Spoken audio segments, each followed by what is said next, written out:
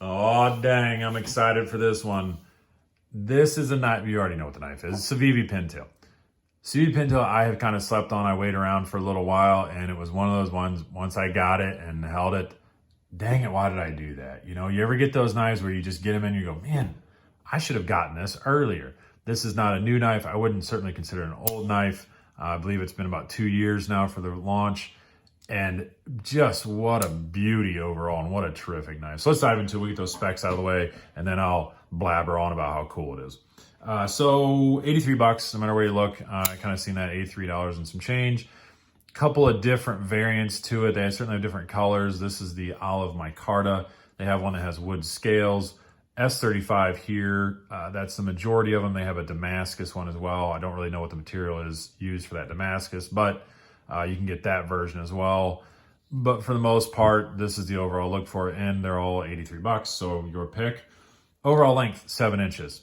Now, you know, I've been kind of sizing down a little bit. I used to stop, you know, at 7.5 because that meant I had about, you know, 4.25, 4.5 inch, roughly handle length, which gave the gorilla mitts a little bit more room. Not so bad here, all right? This is a design that I prefer where everything just trails off. So there's nothing down here telling me I have to bunch my fingers up. So I can leave them spread out, you know, so it's, I think, standard grip. You got about a 3-finger grip, and then you kind of can pummel the last one there. Or, yes, I've done a little modification. If you've seen my Instagram on this guy, I removed that flipper tab, and we'll talk about that in a minute. But because I did that, I can kind of slide up just a little bit, and I can get, we'll say 3.5.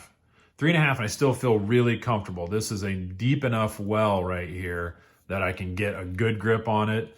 And they have this very generous thumb ramp right there with some really good jimping on it. So everything works quite well. You know, I can just float it back. This is, to me, definitely not a hard use knife. So the standard grip that I have with it is really nothing more than that. And that's all I do, cut some, you know, tape open or whatever. But I've done a few little harder, I guess, use tasks, and it's performed quite well for that as well. So 7 inches overall, the length's great. I'm cool with that. Weight-wise, they did some reduction inside of there. There you go, a little bit on that side and quite a bit on that side there. You can kind of see inside of there just a little bit. Sometimes I shine a light in there. I feel like it blinds you, but just trust me. I'll show a picture here in a little bit anyways. Good amount of weight relief done, so it keeps it at 2.75. So just below 3 ounces and 7 inches overall. There's the specs out of the way. So let's talk about a couple quick things here.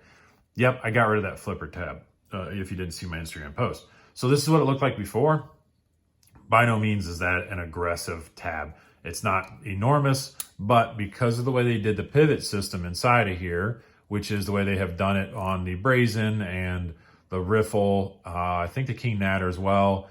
But regardless, they put the stop pin there. It goes through, it's pressed into the blade itself, and then it rests inside of the liners. So as you close it and open it, there's 2 little spots where that sits.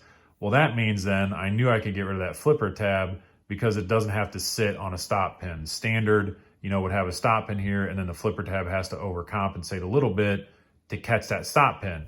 Well, since that's not there, I knew I could get rid of this. And to me, man, this gives it such a clean look. Look at that silhouette now. Just super clean, nothing protruded, very, very pocket friendly.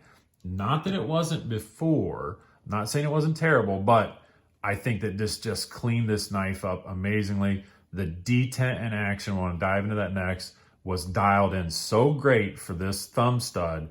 You didn't really need it on it. Now, someone else has mentioned that I basically made this into the Hooligan, and this is what the Hooligan looks like, the Civivi Hooligan. But notice the big difference on the Civivi Hooligan. This is the same length, it's a 7-inch knife. However, they have 2 more finger wells that really tell my fingers, so I would have only been able to do this and nothing more, and that would have drove me nuts. So to be able to remove that flipper tab to me made this an amazing knife. So we'll talk about that action. This is a ball bearing pivot system inside of here. I'll put up a picture of the insides here real quick so you can see that milling like they talked about and the ball bearings. There's a nice track grooved out inside of the blade itself. Everything sits nicely. Great bearing system. The action on this guy. So yeah, I prefer a knife where I don't always have to flick it out. I don't want to have to always do that. I want to be able to, if I just need to slow roll it, cut what I want and do that. And this works great for that. You can absolutely slow roll it. You can do the style where we push it out with our thumb. Terrific. You can even do the old booger flicker where you're gonna just flick the booger off of it. That works great. On the reverse side, I can do my first finger, works terrifically. I prefer that. But this is one of the few knives where I know a lot of people on the Spidey flick, we use our middle finger and we kind of push it out. Works well a little bit. I got to give it a little bit of wrist action for that to happen for me, but nothing major. So action, A+, perfect. All right, I love the action on there. The D10 is dialed in perfectly. I don't feel any type of double clutch either when you go to close it. To me, that's a big thing. It hits it right there. So that's all the more motion you're getting before it hits the detent ball, and it easily goes over top of that in a nice smooth shut.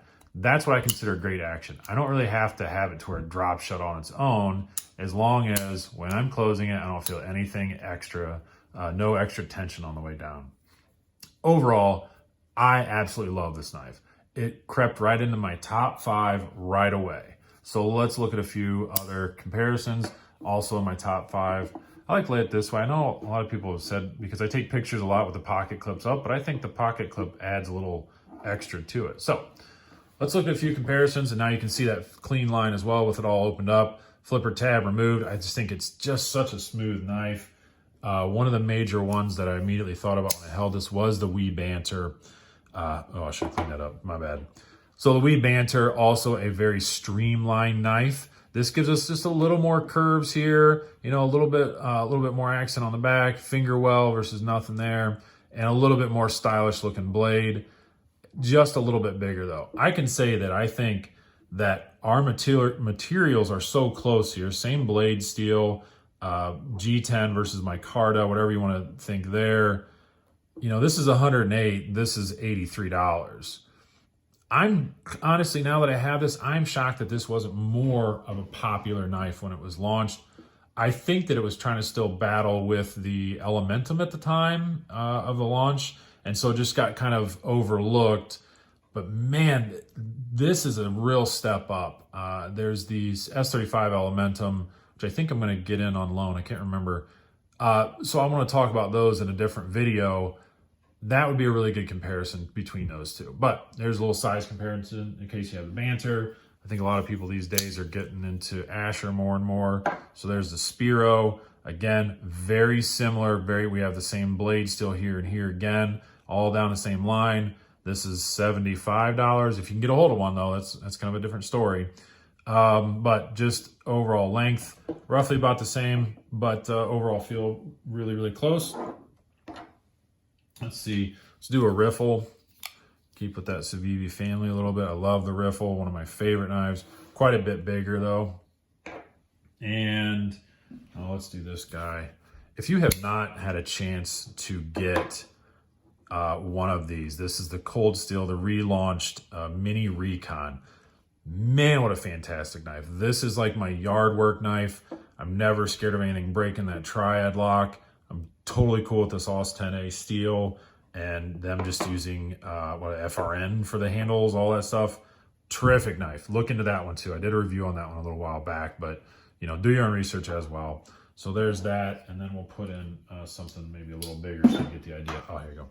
I got American Lawman. That's a little bit, there you go. Something like that. We'll leave it like that. So the Civivi Pintail, I'm absolutely ecstatic to get this thing in once I remove that flipper, but that's just a personal opinion. Maybe you like having the options of flipping, fidgeting, all that stuff. I just really enjoy this super clean look now.